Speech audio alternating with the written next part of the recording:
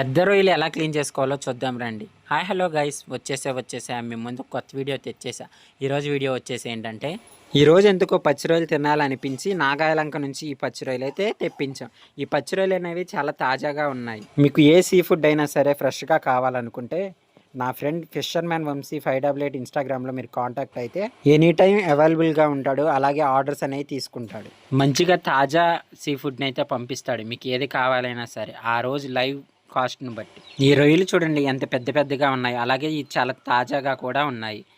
ఇంత పెద్ద తాజా రొయ్యలు క్లీన్ చేసుకునేటప్పుడు ఆ రొయ్యకున్న నరం అనేది కంపల్సరీగా తీయాలి, లేదంటే కూర మొత్తం చెడిపోతుంది. ఈ విధంగా రొయ్యపై ఉన్న గుళ్ళ మొత్తం ఒలిసేసిన తరువాత రొయ్యని ఇలా అడ్డంగా కోసి దాంట్లో ఉన్న నరం మొత్తం తీసేయాలి.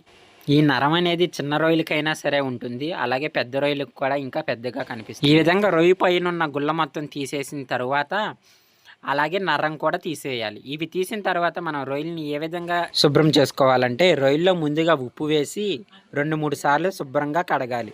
ఈ రొయ్యల్లో ఉప్పు వేసి కడుగుతున్నాం కాబట్టి కూర వండేటప్పుడు ఉప్పు కూడా చూసి వేసుకోవాలి.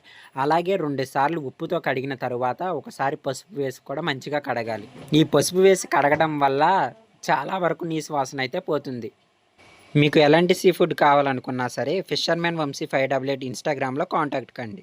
ఈ విధంగా శుభ్రం చేసి పెట్టుకున్న రొయ్యల్ని మనం తర్వాత ఏం చేస్తామన్నది నెక్స్ట్ వీడియోలో చూద్దాం.